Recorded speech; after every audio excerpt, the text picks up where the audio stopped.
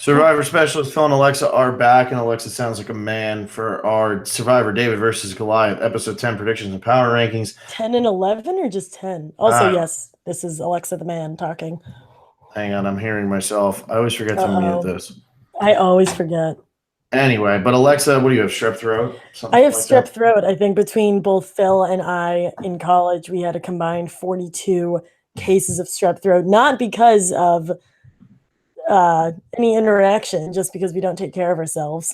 And I had like a good 3 years going without getting strep, but here I am spending time with my family, getting good night's sleep, and I still got strep. So now we have to listen to this for the next hour of our lives. Yeah. Enjoy. It could be episode 10 and 11. It could just be episode 10. I mean, who knows? TBD.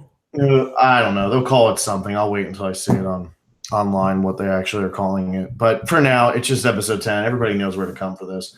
So this is our predictions and power rankings. We just did our recap on Friday, so this seems really, really recent.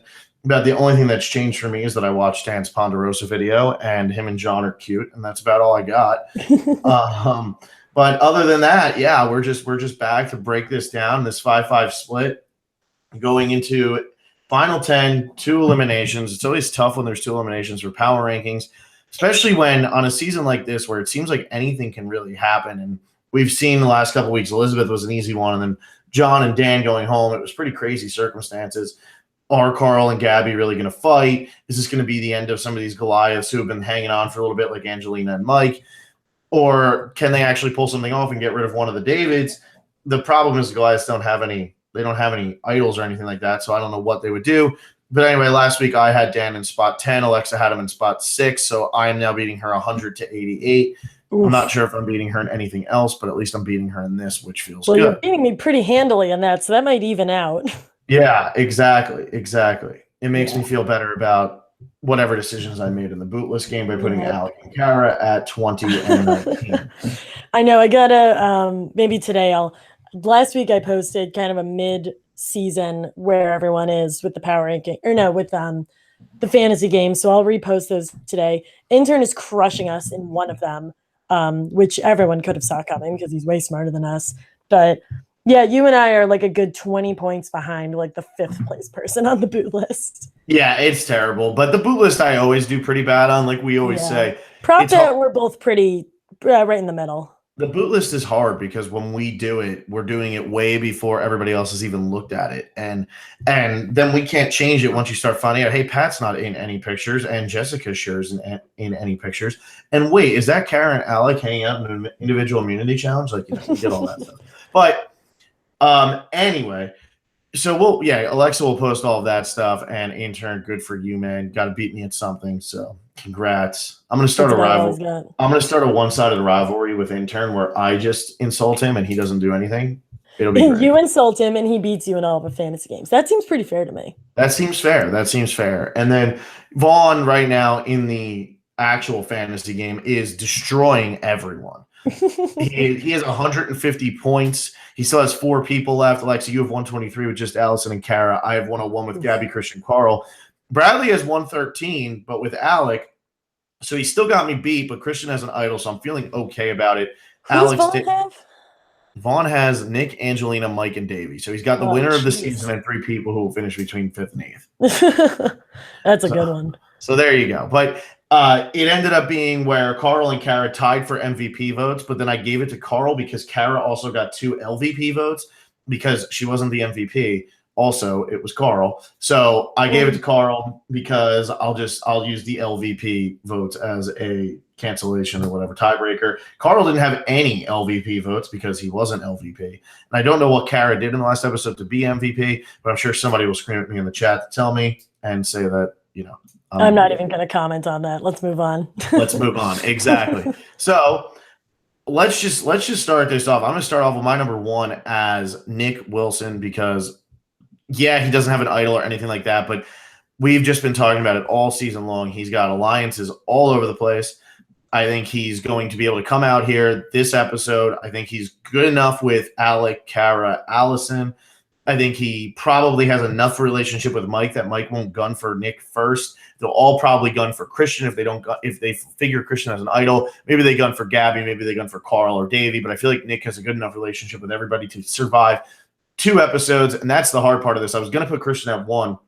I ended up just putting him at 2 because it's tough when it's 2 episodes. Christian has the idol, so I assume he survives 1. But what if they try to pull a fast one on him in the second episode? If he has to play it the first episode, then you try to get rid of Christian because you do have a better relationship with Alec, Allison, and Kara than maybe we're being led to believe. So maybe the way I'm seeing this episode go is an easy Angelina, Mike, Kara boot. Not Kara, Angelina or Mike boot in the first episode.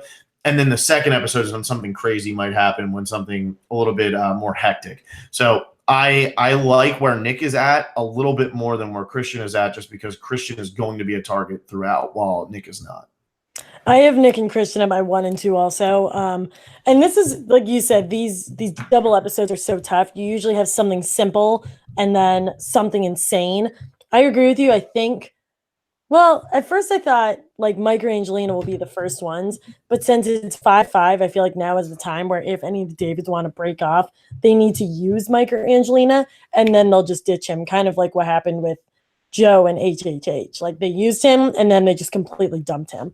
So I could see that happening, but when it comes to Nick being number 1, he's almost at an advantage because he doesn't have an idol. He and Gabby are the only Davids remaining that have never held any form of advantage. And I think that's kind of worked for them because Nick has been able to pull these strings behind the scenes and no one really sees that he's doing it. Eventually he's going to have to come to the forefront if he wants to win, because if he's sitting next to Davey and Carl, he can take all the credit he wants, but Davey and Carl are going to be like, well, we're the ones who actually did it.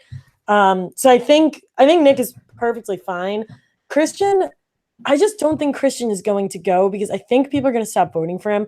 He has had votes piled on him for the past 2 weeks, and it hasn't worked. So I think whatever Goliaths or whatever Davids feel like flipping, they're not going to go for Christian because now it's just so obvious that everyone's going for Christian. Give him like 1 vote, make him feel comfortable, and then get rid of him. And then when it comes, one last thing. When it comes to Nick, in that interview that I can't stop reading with Josh Wigler, he said that Alec, Allison, Kara, and Angelina all separately came up to him and said that they regretfully had to get rid of Christian. And so Nick was like, oh, it's going to be Christian. Like he's not even playing these people. These people are coming to him. It's really amazing. Yeah, the only thing I wanted to say is Nick did play the steal a vote. So he did. You're right. Yes. I know you said you didn't have one, but I know I'll save you from the tortures of. Thank you so much. I was really not ready for internet trolls today. Yeah, you're welcome. I know you're sick. Everybody, give Alexa a break. Let her live her life. Just please eviscerate me next time. Yeah, exactly. But yeah, I mean, just the way I look at this is Christian to go in a double boot episode feels crazy because of how big his edit has been. Mm-hmm. And I know that it's a double boot, but it's 2 episodes. But it still feels weird that he would be on the back half of something like that. It just seems like, I don't know. It seems like he's getting such a big edit that he feels like Final 5 to me. He feels like he makes the finale and then just falls short. Nick, though, I have the confessional numbers in front of me. Oh, wow. So the only people who have had a confessional in every episode that are still left in the game are Nick, Angelina, Christian, and Mike. And out of those people. Yeah, Mike. And out of those people, I think Nick is the only one who can win. And if you look at his edit, he does have the most confessionals. He has 29. And it's been 7-1, 4-2, 3-3, 1-6-2. Like they're giving him something every week. And a lot of the time they're giving him more than just a little something. And because I don't see Christian actually being taken to the end, I don't think anybody's stupid enough to do that. I think that out of those 4, I don't see Mike or Angelina pulling it off. So I really think Nick is the only one who can pull it off. Yeah, I mean, Mike and Angelina, I'm really surprised that Mike still has as many confessionals, but I guess he and Angelina were kind of your narrators at the beginning, and now they're just kind of always on the bottom. They went to a lot of tribals at the beginning. They did. You're right. They were on the Jabron tribe. With Christian, the only way I could see him going home this week is if he's the last one, and if this is one of those double boots where the first and the second boot really correlate with each other. Like maybe you blindside Gabby, Christian tries to save her with his idol, and then they get rid of Christian. So it's like a 2-hour Christian episode. But the idea of Christian and Gabby going home right now is pretty absurd. But that would be the only way that, or like, Nick goes home or someone else who's tight with Christian, where Christian can kind of talk his way through it. But I don't think that's going to happen. Yeah, I agree with that. My number 3, I actually have Allison. So Oh my God, we are we're in sync here, right? Like, because of what you said about that article or that interview with Nick, it just seems like Allison is still in fine with them. Like, she just seems like she's in a fine spot. I know her edit hasn't been big. She's only got 11 confessionals right now, but she's been like relevant in every single episode. So even though it's only 11 confessionals, the most is only at 29. Who is the least who's still in? Carl and Allison are tied with 11. Okay. But that's what's insane though right now. If you go and look at like recent seasons, there's people who had 8 confessionals, 9 confessionals, 5 confessionals. Like Chelsea 3, exactly. And you even look at somebody like Joe from back in Co-Wrong. He started off strong, kind of disappeared. By this time, he had 10 confessionals, so he had less, and he actually had a big edit at the beginning of the game, which Allison didn't get. And I believe the number for Allison last week, she did have 4 last week, so that was a bit bigger of a number. But she also only has 1 episode where she did not get a confessional. That's pretty crazy. And I know we count episode, the 2-hour premiere, we count that as just 1. So I believe that people, they count that second one as what do you call it, as like a separate episode, that second hour. But I'm pretty sure she only has 1 episode where she doesn't have a confessional. Wow, that's pretty surprising. Even. Oh, wait, you know what? No, they do count it as just 1 because it wasn't a double boot, so it is just 1. So she has two episodes where she doesn't have a confessional, but still, that's still not bad. It's still really, really not bad. And somebody had put in the comments the other day that she's getting the same edit as, or Kara's getting the edit of Michelle Fitzgerald, but I really still think that it's more Allison, and I know that Michelle and Kara's numbers add up a little bit more. But if you go back and look at where Michelle was invisible, it was episode 3 and 4, and Allison was invisible in episode 2 and 4, and since then has been very, very relevant to the story. And after that, Michelle was getting a confessional in every single episode. So I do think that because Allison she didn't go to tribal council in episode 2, she didn't go to tribal council in episode 4, her story wasn't relevant. Kara's was early on. So I still think Allison is getting that more Michelle edit. I think that's a pretty good breakdown, because I think we and so many people take into account the premiere to episode 3, and we just take whatever happens there and we push it all the way to the final 4. And to your point, that doesn't always matter, because Allison was not a part of the storyline that early. Kara was, and now we're either going to get a lot of Kara pickup, or Kara might go home, because Dan and Kara was this whole thing. Now she breaks up with Dan. Maybe she skyrockets to a win, or maybe she just goes home because she lost the only person who really trusts her.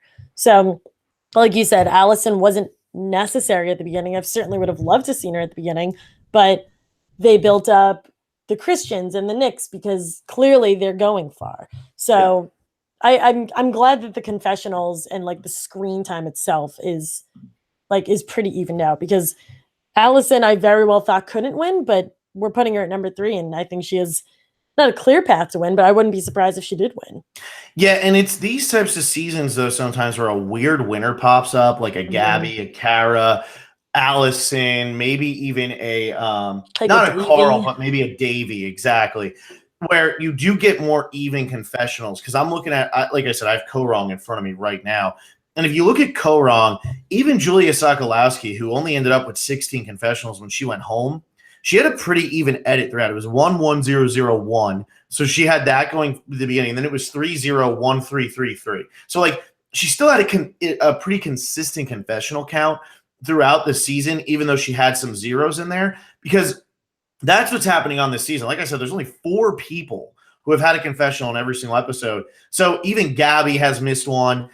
Davey has missed 1. Kara has missed 1. Alex missed 2. Like that says something about maybe this winner is somebody we're not necessarily suspecting, although I think Nick is the far and away winner of this season. I think he's your quote unquote obvious winner. He's like your Mike of this season, except obviously this cast is a lot more likable than the World's Part cast. But so if he wins, I wouldn't be surprised. And you rewatch the season, he wins from the premiere, because he had, I guess he didn't have the strongest premiere, but look retroactively, he had the strongest premiere, because he goes into his personal life, which like they hit you with that very early. He was like going to go home. He had the whole like Chris thing. And then I think Christian Christian could be an obvious winner, but I think it's just so crazy that they would even let Christian get that far, which is what we've been saying for so long. So I would be satisfied with this entire cast winning, and that doesn't happen when there's 10 people left in the season. So that's just been really enjoyable and really cool. Yeah. So your number 3 was Allison as well. Yeah. I mean, we kind of broke it down already, but I think Allison is one of the few people on the season who really doesn't have any form of ego. And I think that's going to get her really far, especially because she is in a bit of a minority / swing position. And she was just robbed of her swing position, which like you take anyone else's vote away and they have a meltdown. She, I think, is going to handle that perfectly fine. She and Nick seem to have some kind of working relationship or like trolling relationship, which is even better. And I think she's going to be fine. I think she has no connection to Mike and Angelina other than the fact that they both wore purple buffs 25 days ago. So this is Allison's time to make a move. I was originally calling her Laurel for like 30 minutes, but the difference was Laurel needed to make a move. Allison was not in the position that she absolutely needed to yet. Allison still some time, and I think now is when she's going to start to come in. Yeah, and I think that's a good comparison because Laurel had to make the move if she wanted any chance to win, whereas I don't think Allison needs to. But the other thing that's working in Allison's favor that wasn't working in Laurel's favor is she actually has people who are willing to move with her. She still has Kara and Alec, and then it seems like her and Gabby have a really good relationship. Laurel only had Donovan, and then she was sitting there with 2 of the obvious winners. Who Allison is aligned with aren't obvious winners. Gabby could win, Kara could win, Alec could win, but they're not obvious winners. It's not like Allison sitting there going, oh, I want to go to the end with Christian and Nick, because that would just be dumb. Or I want to go with Davey, who right now people might not be saying, oh, he's got an obvious winners at it, but he has played an idol to save Christian and has made some moves last Tribal Council to make it seem like, hey, Davey could really win this, and he's a likable guy. So when I look at who Allison is trying to make the move with, she has the numbers, she has the ammo to do it, and it's the right group of people. It's not the wrong group of people. So I think that this is an episode where you might see 2 Goliaths go home this week, and then next week you might see Christian go home, or a Davey go home, or a Carl go home, like a little bit of a flop there, because now the numbers are 5-3, and those 3 Goliaths can say, hey, Gabby, come work with us. Hey, Christian, come work with us, or something along those lines. That's a good point. I mean, I think we both want this to be a really fun, crazy double boot. This could be a Mike and Angelina back-to-back, and then next week is when it gets super crazy. That's a good point. Yep, absolutely. So my number 4 is Gabby. Wow. I think okay, we strayed. This is good. But I think that Gabby's just like safe. Like why is Gabby going to go home this week? And I can't figure out the reason. I know the preview's playing up Carl versus Gabby, but Carl's the one with no allies on the Goliath side. Gabby was a part of the strike force. Her and Allison were bonding really strong over at the Brochacho camp. And she has Christian on her side, which means she probably has Nick on her side enough. I'm sure we haven't seen enough of her and Nick, and there's been a lot more to the relationship than we've seen. So if you're going to vote out a David, I think that Gabby might actually be the least likely out of all of them, less likely than Nick or Christian. But I put Gabby a little bit lower just because she doesn't feel as integral to the story. But she's the one last week. Come on over to the good side. Come over to the good side. She seems to be the one who's saying, come on, Goliaths, which is why I keep saying she's going to eventually work with the Goliaths to get rid of a David, maybe to get rid of Christian even, who is her closest ally, and she's been playing an insanely emotional game. And at some point, she has to vote out Christian, and she's all emotional doing it, but she realizes this is the best thing for her game in order to win. Oh, do you think she'd get rid of Christian? Or do you think Christian would get rid of her and she would get rid of Christian? They are that duo that, like, I think they both know that they have to, but I don't know if either of them actually would. Yeah, I don't know. I don't know if Christian needs to get rid of Gabby, but I think Gabby needs to get rid of Christian. And I think because of how emotional Gabby has been playing, I could see her voting out Christian and it being one of those insane, how I can't believe you did that, but everybody kind of respects Gabby for it after she does. Yeah, I could see that. It's kind of like the anti-Ken. Like Ken voted out David way too late. But if Gabby does it early, then she has an ally on the jury.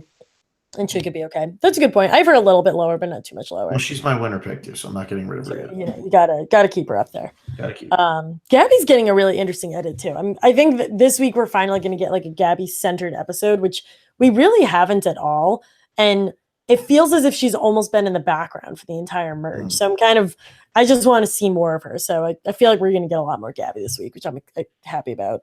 Yeah, it's interesting because she only has 17 confessionals up till now, but I feel like she's still been in every single episode. You know what I mean? Like, she feels like she's being involved because she only has 17 confessionals, but she's had at least 2 in all but 3 episodes. That's a lot. That's a lot. That means she's good. Oh, God. No, I was just gonna say that means it's a consistent. That's really consistent. Davey's another one who's got a very similar edit to Gabby, and that's why somebody like Kara and Alec, they have higher numbers than Gabby, but Gabby feels like she's been much more relevant in the season than both of them. Yeah, and Gabby's getting content that other people could say, but they're giving it to Gabby, which I really like because that shows a lot of longevity too. Exactly. For number 4 and 5, because my 3, 4, and 5 are pretty similar. We got Allison 3, Alec 4, and Kara at 5. That's probably very, very high for Kara. But I think that this is where these 3 finally start to shine. We've been toying with them getting involved since the merge, but I think they're now kind of similar to what I was saying about Allison. They have no connection to Mike and Angelina other than the fact that they started on the same time together. And they have all been wanting to make this move. And finally, the Davids are like almost out of advantages. And I think the Davids are going to want to start either splintering off or picking more people off. And I think Allison, Alec, and Kara are finally going to make that jump, probably out of desperation. And I don't know if it'll actually work, but I would be really surprised to see 2 out of those 3 people go home. And I think Allison and Alec have the 2 closest relationships to the Davids. That's why I have Kara at the bottom of those 3, just because I still don't really know who Kara's really tight with out of that David group. But I think those 3 are going to be in a swing position, even though it's going to be like 8-2. I think they're still going to try to divide something up. And I think those 3 being in a swing position is going to put them in a very safe position. Yeah, so I have Alec at 5. I think that Alec is fine this week because like that whole swing position thing, I don't see him going home. And then I have Kara at 7. I have Davey at 6. So I'll jump ahead of you a little bit. But the reason I have Kara that low is just because if, let's say, Mike wins immunity or Angelina wins immunity at the second one, I'm assuming Mike or Angelina goes home in the first one. If they win immunity in the second one, who do they vote out? And do the Davids get rid of one of their own, or do they go for Kara? Do they go for Alec, or do they go for Allison? Kara seems like the one they're least close with. She wasn't part of the strike force. She was left out of the vote out of Natalia. It doesn't seem like they have much going like in that region there. And then plus, if that's going to put you at final 8, you don't want to get rid of one of your own yet because then you even the numbers up at 4-4. So I think that Kara is just in the most danger there. That's why I have her down at 7, and I have Davey at 6. Because for Davey, I could see him being somebody who they want to get rid of, but I think Carl is more expendable at this point. I think that Carl is somebody who we haven't seen too much of really all season. He gets his little lines here and there. The last couple episodes he's been part of, but he hasn't had a confessional in any of them, which lets you know that he's playing a part of everybody else's story. So he didn't have a confessional last week? I guess he didn't. I don't think he had a confessional. Wow, and he was like he was the main story of that tribal. That was the episode that should have been his episode. He played the advantage. That was Carl's advantage that got Dan sent home. He played that correctly. And I'm sure we'll hear something from him as soon as he gets back from tribal this week. At least I would hope, because that's the first time it's ever been played and he played it correctly. But yeah, we haven't really heard from Carl much at all recently, especially since the merge hit. So what I'm thinking is that Carl's more expendable than somebody like Davey. And Davey makes it into the next week, and maybe this is a week where Carl and Angelina go home, so it's a big character and a little bit smaller of a character. Or it could be Carl and Kara, who Carl's had a much smaller edit than Kara, but both of them have similar edits in terms of they're in the episodes, they're not getting an incredible amount of content, and both of them feel like they could go out at any time. Yeah, that's a good call. I have Carl lower too, just kind of for very similar reasons. Do you give your number 6? Yeah, it was Davey. Okay. My 6 is also Davy. I think Davy is okay. I think within the David 5, it's like Nick is in the middle, and then it goes Gabby and Christian on one side and Davy and Carl on the other side. And which side Nick is closer to, I'm still unsure. The jury's still out for me on that. But I think Nick is closer to Davy than he is to Carl, and Nick is closer to Christian than he is to Gabby. At least that's how I see it. So I don't know why any of the Goliaths would go for Davy. I don't know why any of these swing Goliaths would go for Davy. And I don't know why Christian or Nick or Gabby would really want to go for Davy. I think if they're going to splinter internally, it's Gabby and Carl who are the ones that are in danger. And Davy jumped out right after he played that idol and went hunting for another one. And there was just an idol played, and there's going to be a gigantic search party as soon as they get back. And I think Davy's going to be leading the charge on that. I think even though his big move was 2 weeks ago, he's still got a huge target on his back. But I think he's going to be fine just because he still has the right relationships, but also he doesn't have a big enough target where people are going to be like, oh, we got to get rid of Davy right now. Yeah. Davy feels like somebody who there's bigger threats than Davy. There's going to be bigger threats for a little bit than Davy is. So, yeah, I agree with that. I think Davy survives this week, even though it's a double boot, and moves on to the final 8 for sure. Mm-hmm. Who do you have at 7? Since my 7 was Kara. So your 7 is Kara. My 7 is Gabby. After we've talked it out, I agree with you. I don't think Gabby goes home this week. If she does, she's the second one to go home. I think we see this Gabby and Carl fighting, yada, yada. And then Angelina or Mike or someone easy goes home. And then in the second half, you see Christian having this whole existential crisis about, I got to keep my Davids together. Whoever is getting annoyed with Gabby, I don't know if it's just Carl. I don't know if it's more people. It's probably just Carl. Mm-hmm. And then he's got to get rid of Gabby. And my number 8 is Carl because I have them kind of hand in hand. Yeah, I have them hand in hand. Again, I think Gabby is fine, but Gabby has yet to have a full-on this is my episode, and that makes me nervous that she's probably going to get that this week. I think she'll be okay, but just the fact that she's probably going to get a Gabby-centric episode with people yelling at her, that makes me just kind of nervous for her. And Christian is eventually going to have to make this decision because you can't if I'm Christian, I'm not bringing Nikki and Gabby to the end. I feel like that's just not the right call.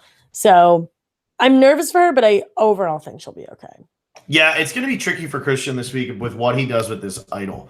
Because is he going to have to play it in the 5-5 vote? Are they going to be able to flip Allison? Are they going to say to them, look, we'll go to rocks with it. We don't care. Christian has an idol, but we don't care. We'll go to rocks, 5-5, whatever you want to do. And if you guys get the numbers advantage, we'll just have Christian play his idol the next time. And then we'll make you go to rocks again at final 8. Is that the mentality they're going to have? And right now, the Davids definitely have the advantage because they can pull somebody from the Goliaths. The Goliaths have no pull right now. So it's going to be interesting to see if Christian has to play his idol first. I just feel like Christian has to be either the finale or the boot right before the finale. It seems like he has to get there. He has to be close there. His edit's been huge. He's been the fan favorite. It seems like from him finding that idol, there's got to be a way that he survives this week. So, but is he going to be able to survive with an idol in his pocket still, or is he going to have to play it in order to keep the David number strong? Because if he can use it, if he doesn't have to use it this week and we get down next week where it's 5 Davids and 3 Goliaths, he can then suddenly use that idol to vote out one of the Davids. If him and Gabby want to flip over to the other side, they might not even have to play the idol, but now he can use that idol as leverage. And him and Gabby could flip to the other side if they wanted to take out Davy or Carl or Nick, who I don't think they would take out, but Davy or Carl. And you could end up with a final 6 that looks very similar to the Strike Force anyway, with Nick, Gabby, Christian, Allison, Alec, and then Kara instead of Mike. What that looks almost identical to what the Strike Force was supposed to be originally. Yeah, and they kind of stumble backwards into that instead of actually making it happen. Yeah, exactly. Yeah, I think you bring up a good point about Christian's idol because we didn't really talk about it when we both put him at number 2. But this David Big Happy family is not going to happen forever, and I think no one has strayed yet, but we've seen enough seasons where they're just not going to last until the final 5. And so I think Christian's idol being public knowledge, unless he plays it now like for someone else, that's going to almost come off as a disadvantage for him because he didn't know that his name was being thrown around until Nick told him 2 weeks ago. So that makes me nervous. I think now he's very aware of when his name's going to be thrown around, but internally within the Davids, they can turn around and be like, well, we got to get rid of him right now. Again, don't think it's going to happen, but that idol being public knowledge makes me really nervous. Nervous or more nervous than any of the other advantages being public knowledge. Yeah, I agree with that. But at the same time, now that he knows that there's not an idol nullifier, yeah, he's good. You know, he's and I think these Davids, this is like the FOA 4 or the I2 4 or you know the Madaamu 4 or the Rotu 4, whichever side it was. But yeah, the Rotu 4. These groups when they're down and then they can make the comeback, they tend to stick together. And you know, JT, Taj, and Steven, yeah, they stuck together until Final Four, and then they voted out Taj to keep Aaron around, which might have seemed shocking to some people. But you took Taj as far as you could take Taj without worrying that she was going to beat you. And that's something I could see happening to Christian. It's we took you as far as we could, and then we got rid of you when we had to. But it's once you can flip the numbers, there's that whole, oh my God, we did this, that a lot of these underdogs feel, and it makes it harder to get rid of somebody. So I don't feel like Christian is in danger just yet. And it would be really surprising to me to see any of his allies try to turn on him and vote him out this week. I mean, even look at Carl. Carl is somebody who he wanted Elizabeth out for a little bit, it seemed like, but he still waited until the right moment to actually get rid of Elizabeth. And Davey might have wanted Elizabeth out at that tribal council where they ended up voting out Natalia, but it's the smart move to do what he did. And so I think these Davids are able to put it to the side and realize, okay, it's just a game. We need to stick together with this 5, because if we don't, then all of a sudden we start eating each other and the Goliaths are back in this. Let's just get them out of here while we can. Yeah, I think you're right. I think this happens kind of after this week, this breakdown, because they know, like, I think you said this last week in our recap. Okay, we even out the numbers. Why would we break up now? You know, why would you do that now? They played so smart up until this point. They can't just drop it all and have done all of that for nothing. Yeah. So you bring up a good point with that. And I think our bottom two, the same, Mike and Angelina. I have Mike at 9 and Angelina at 10. Yeah, me too. I think that if anybody could survive, it's Mike. I don't think Angelina can survive this week. I'd be really surprised if she does. I mean, hey, maybe she does. But she lasted longer than we expected. Absolutely. But I think that in a double boot, it's been coming for so long for Angelina. She finally gets off the chopping block last week. And it's still clear that she's the choice for the Goliaths who look like they're going to defect. It's Angelina. So that's still going. One thing I wanted to say, though, does it shock anyone else that Angelina has the same amount of confessionals as Christian, but Angelina and Christian only have one more confessional than Mike? Like, is that shocking to anyone else? To me, it's not weird that they have the same amount of confessionals. It's weird that they only have one more than Mike. That's weird. Because the Christians, their content has been so different, but their presence has been pretty similar. Because Angelina was probably as relevant to the pre-merge as he was, but his content has been a lot more personal. Hers has been either, oh my God, I'm in trouble, or a lot more strategy facing. Yeah, it's crazy how this season has been edited so far, where Angelina and Christian have 27. Alec has 20. Kara has 19.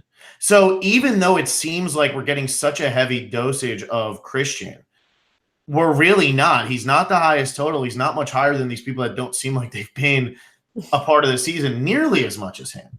So I'm really liking how this has been edited so far, and that's why it's been so much more fun to sit down and just talk about who do you think can actually pull this out, because anybody feels like they can.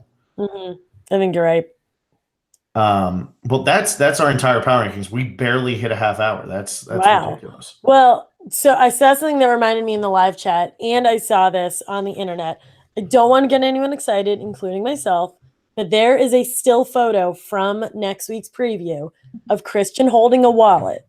No. There might be, drumroll, an auction next week. Alexa, you have to use that photo for our episode 10 predictions and power rankings. Just the wallet, not even him. Just the the wallet. Just with a bunch of arrows pointing towards. That's part of our predictions right here. Is that there could be an auction. I know everyone has been saying top 10 season, top 5 season. Maybe I'm overreacting. I don't care. If there is an auction, this is a top 10 season. See, and I was reading this the other day, and I wanted to bring this up. I think this was in our Patreon group, but what I wanted to bring up here is that a lot of people are saying, is this season only so good because it's coming off of Ghost Island? But when I was doing my pre-merge rankings in the off season, I rewatched like everything. I rewatched Pearl Islands. I rewatched Micronesia. I rewatched parts of Thailand. R.I.P. me. God. But I rewatched a lot of Survivor, a lot of really, really good seasons. I rewatched Palau. But what I'm realizing, so to me, Ghost Island isn't the last season I watched. Mm-hmm. And what I started thinking is, are these seasons, do they only seem better because they're following up Ghost Island? But now I'm watching this season and I'm in love with it. I'm saying top 5 season easy, because I've always said that the 5th one is always a hard one to find between Vanuatu and Millennials vs. Gen X. Those are my 5, 6 at the moment. But I feel like this is probably better than both of those, because it's not just Chris's story and it's not just Millennials vs. Gen X was just a really fun season. It's not either of those. There's just more going on here. And it's not because it's following up Ghost Island for me, because it's not following up Ghost Island for me. So I'm really, really loving this season based on its own merit, not because, oh, great, it's finally, it's not because it's China following up Fiji, you know, and obviously China's my favorite season, but there's always that argument of, well, it's because Fiji was absolutely awful. So of course China was going to seem good. Yeah. I try not to think that I apply the most previous season to this. I liked Heroes, Healers, Hustlers, and I know a lot of people were soured by the ending. And for me, Ghost Island was, call me crazy, it was almost rectified by how it ended. That ending brought me back to like 13-year-old me watching James get voted out with 2 idols. Like, that was one of the craziest moments I can ever remember watching this show. And to me, that made it all worth it. So if this comes off of Game Changers, like maybe, but to Phil's point, like Phil was watching a lot of Survivor here and there. And I don't think about Ghost Island when I'm talking about this season. I'm only thinking about this season. And yeah, we make comparisons to certain players, and usually players from more recent seasons, but I don't think it is. I think if I sat down and watched China, Micronesia, and Vanuatu, and then this, I would still like this as much as if I watched Game Changers, Redemption Island, and then this. Yeah, exactly. Exactly. And I think that this season, I don't think anybody's overreacting to this season right now. I think that this is just straight up that good. I really do. I think it's just that. Look, you said that last season brought you back to 13-year-old you. And, I felt like James was playing his idols. That's what this whole season has done. The last, almost every episode, I have had that feeling. Yeah. Characters like Natalie Cole, Natalia, Pat going out the way he went out. There's just been shocking moments throughout this entire season. The Jessica blindside right away. It's just, there's so much going on in this season. I don't feel like I'm overrating it at all. No. And we put in, we haven't put Ghost Island into our overall power rankings yet, have we? I might have, but I don't know if you did, and I don't know. Then we definitely didn't combine them. Okay, maybe at the end of this season, because I think we were doing it every 2 seasons. Let's put Ghost Island and this one in. Yeah, I don't know. I have it in here. Yeah, I don't think I have mine. I should probably update mine. But I'm loving this season. I don't care what anybody says. I think everyone's agreeing with it. I haven't found a single person who doesn't like this season. I'm finding so many people disagreeing on who they like and who they don't like, which to me makes a really good season. Like, there's been a lot of controversy with how people feel about Dan. There's been a ton of controversy with how people feel about Natalie. Everyone has liked Christian, and I expect a lot of people to not like Christian, and everyone's loving him. There's a lot of back and forth on Gabby.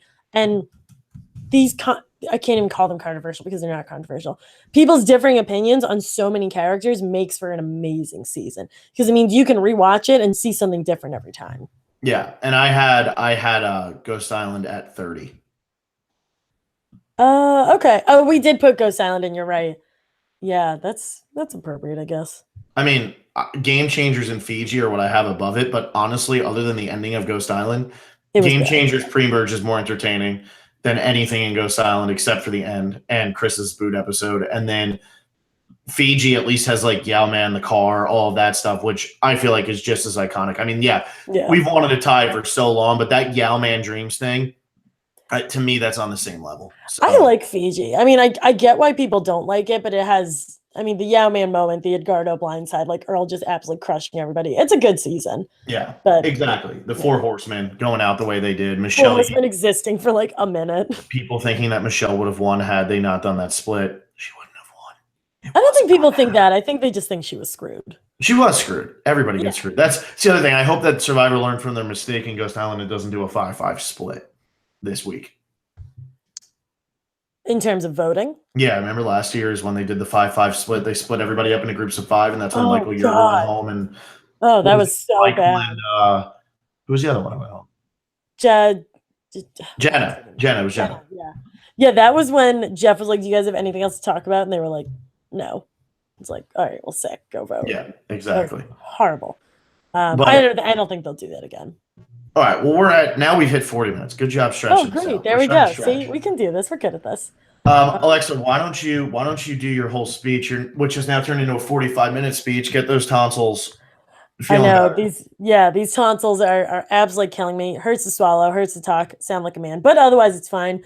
We've had a couple people asked about when we are doing our second patron podcast. We're doing that tonight. I don't know, probably around 9, depending on if I can breathe and if Phil's grandparents come.